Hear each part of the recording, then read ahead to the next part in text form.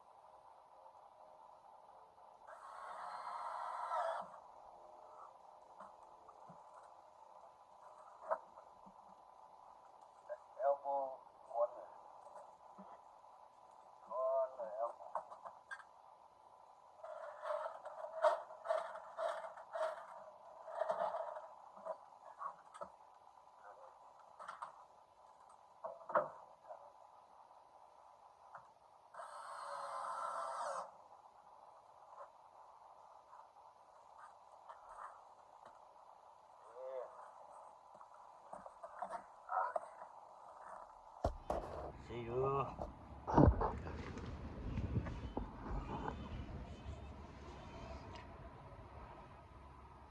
เกือบแล้วล่ะมาเฮ็ดประตูหัว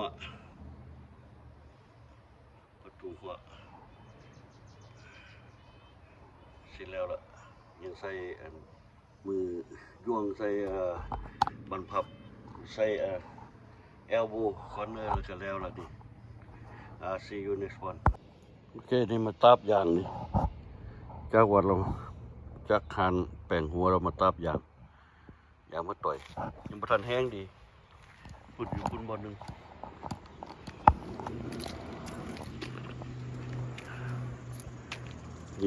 ยางม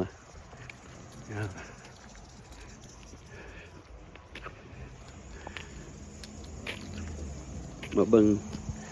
ยางมักต่อยยังประทันแห้งแท้เถอะ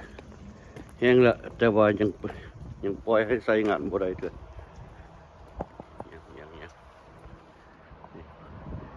เด็ดวัดมาวัดต่อยังบ่มีไผอยู่วัดเลยมาเบิ่งยางมักต่อย มาเบิ่งทางเข้าวัดนี่แห้งคักละแต่ว่าบ่ทันแห้งดีแท้เถอะเนาะบ่ทันแห้งแท้เถอะคือว่าแน่นละแน่นคักแต่ว่ายามเมืองต่อยยังบ่ทันแห้งคักเถอะ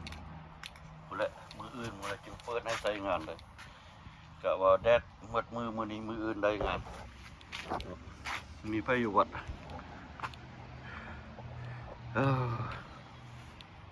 อาจารย์ก็บ่อยู่วัดอยู่ปิดหัวอยู่โอเคฮะ